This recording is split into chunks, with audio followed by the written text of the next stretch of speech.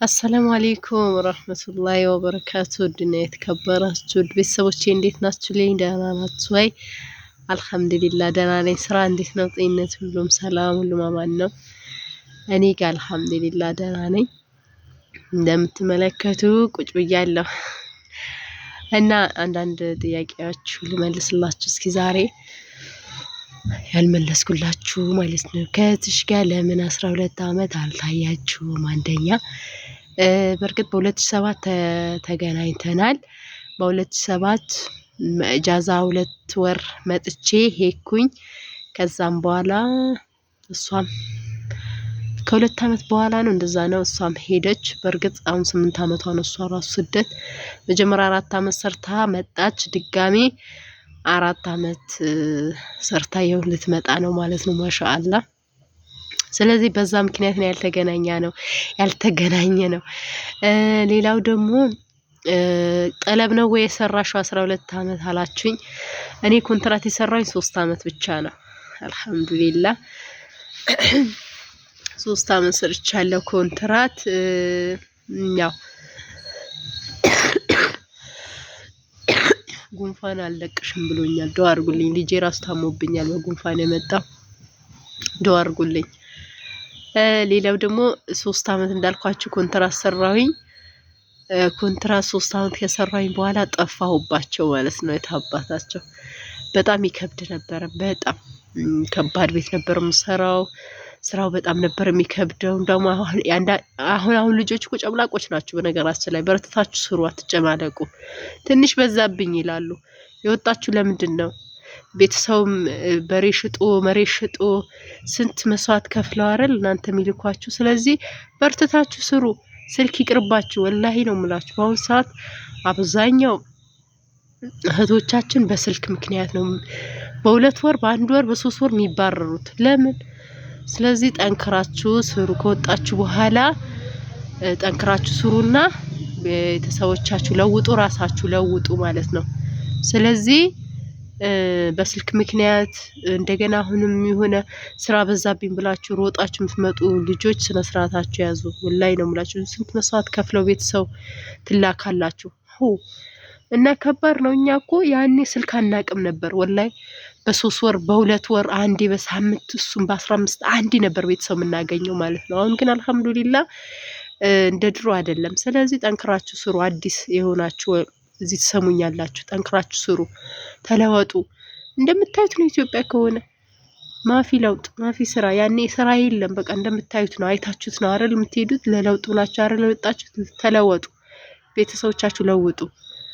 እና እንደዛ በጣም ነበር ነው የሚከብደኝ ስራ ማለት ነው። አስባችሁ የቤት ስራ 8 ልጆች ልብስ ማጠብ፣ መተኮስ።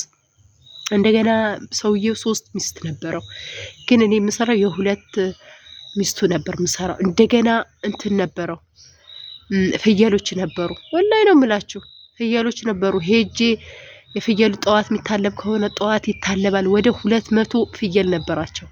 30 የሚሆኑ እኔና ሴትዮ 20 ሊትር ጄሪካን ሞልተን ነበር ቤት የምንመጣው። አስባችሁታል? ቀልድ። እና እንደገና ከ10 በኋላ ምሳ ተበልቶ ጠዋት ሄደን እናበላቸዋለን። የሚታለብም ካላቸው እናልባቸዋል፣ ከሌላቸውም ደግሞ ከምሳ በኋላ ልክ 8 ሰዓት ላይ እንሄዳለን። ከዛ መግሪብ እንመጣለን። ከዛ ራት መስራት። ጠዋት ሄጄ ተመለስኩኝ አይደል እስከ 7 ሰዓት እንደገና ምሳ መስራት። ግን ወላሂ ላዝም ብቻ አልሐምዱሊላህ ያ ሁሉ አለፈ። ግን እኔ በሽተኛ ሆኜ ነው የወጣሁኝ እዛ ቤት ማለት ነው።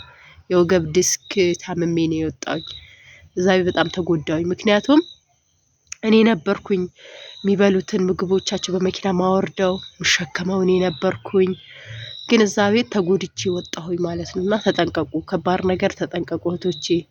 ወገባችሁ ታማችሁ እንዳትመጡ፣ ከባድ ነገር አታንሱ እላችኋለሁኝ። እና ብዙ መስዋዕት ከፍያለሁ 3 አመት። ከዛ በኋላ ጠፋሁባቸው እና አልሐምዱሊላህ በ2008 ነው መሰለኝ የጠፋሁባቸው። አልሐምዱሊላህ ያ ብጠፋም ያኔ ቀለል ያለ ስራ አይደለም።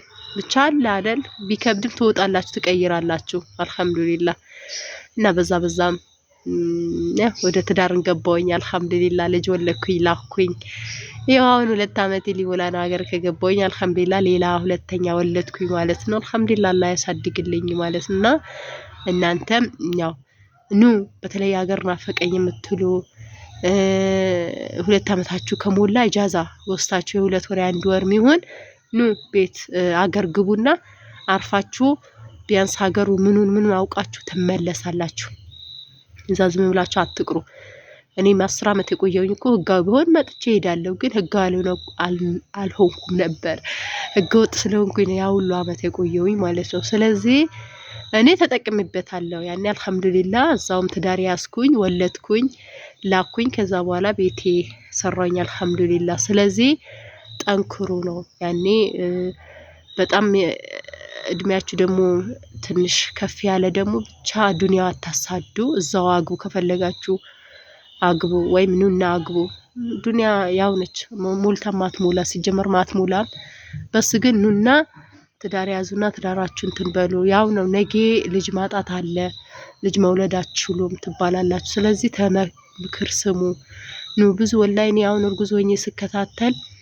ብዙ እህቶች አግብተው ልጅ አጥተዋል ግን አልহামዱሊላህ ያ ምንድነው ማህፀናችን እንትን ይላል ልጅ መያዝ ስለማይችል ነው እዛ ብዙ አመት ለነፋስን ደክም ሰርተን ስንመጣ እዚህ ደግሞ ልጅ ማጣትም አለ ያ ምንድነው በጉዳት ነው ስለዚህ ብዙ አመት የቆያችሁ ደግሞ ጭራሽ አታብዙት ኑና ልጅ መውለድ ማስቡ ትዳሩን ማስቡ ህይወታችሁ ማስቡ ማለት ነው ሙ በስ ዱንያ ማሳደድ ላችኋለሁ ድቼ ሌላው ደግሞ ኢንሻአላህ በሌላ ቪዲዮ መጣለው ዳታዬ ስለማልችለው አጠር መጠን ያለ ቪዲዮ ሼር ማድረግላችሁ ማለት ነው ሰላም አለይኩም ወራህመቱላሂ ወበረካቱ ዱአ አድርጉልኝ እህቴ አላህ በሰላም እንዲያመጣልኝ ኢንሻአላህ ለቀን ቀራት በአላህ ፍቃድ ማለት ነው ስለዚህ ዱአ አድርጉላት ሰላም አለይኩም ወራህመቱላሂ ወበረካቱ